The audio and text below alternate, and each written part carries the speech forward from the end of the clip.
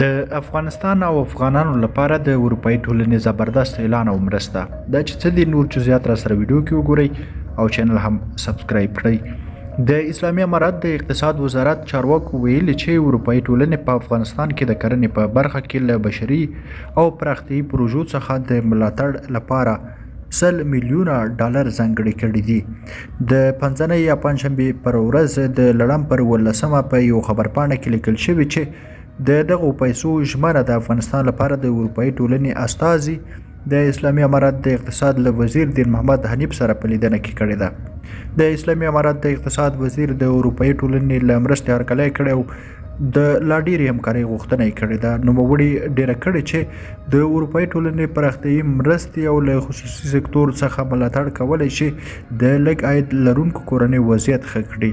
په دې لیدنه کې د اروپایي ټولنې استازي ژمنه وکړه چې د افغانستان عیني واقعیتونه به له نړیوالې ټولنې سره ګډ کړي. د یادونې ده چې د روانې میاشتې په لومړیو کې هم اروپایي ټولنې د افغانستان له روغتیایي سکتور سره د مرستې لپاره د روغتیایي نړیوالې ټولنې ته $11 میلیونه ځانګړي کړي وو.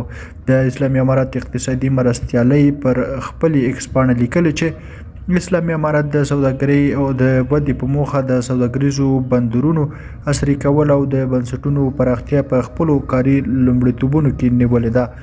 دوی ډیروي چې په هیواد کې د صادراتو د پراختیا او له سیمې او نړۍ سره د اقتصادي اړیکو د ټینګښت لپاره اړتیا ده د هیواد سوداګریز او ترانزیټي بندرونه په نړیوال معیارونو برابر کړي. د خصوصي سکتور غړي هم وایي چې د هیواد په بندرونو کې اوس د اقتصادي فعالیتونو او صادراتو په برخه کې له ګڼو ستونزو سره مخ دي. دوی ډیروي چې د هیواد په سرحدي سوداګریزو بندرونو کې د تخنیکي، مسلکي او زیربنایي برخو کې ستونزې شته چې دې چارې د هیواد د اقتصادي خوځښت پر وړاندې ستونزې رامنځته کړي دي. دوی له اړوندو ادارو څخه غوښتنه کوي چې د ستونزو د هواري لپاره جدي هڅې ترسره کړي. درنو لیدونکو له ملتیا مو مننه.